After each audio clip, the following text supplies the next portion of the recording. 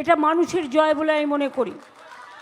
এবং আপনারা জানেন এটা নিয়ে আমার পিটিশন আছে, এবং আমার পিটিশন এখনও আছে অ্যালাইভ। এখন কদিন কাজ করবে, ইলেকশন ডিক্লেয়ার করে দিলেও ভাববেন না আপনার সুযোগ নেই।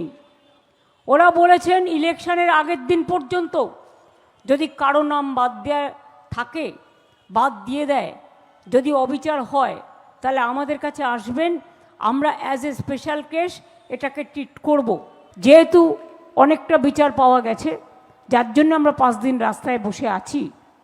অভিষেক সবার মতামত নিয়েছেন, এই সভার যারা উপস্থিত আছেন।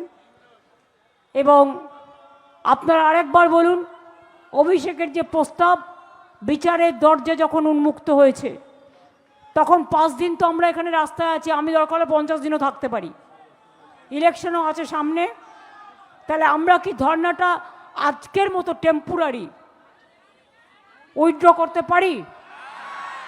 ফলো করুন আনন্দবাজার.com।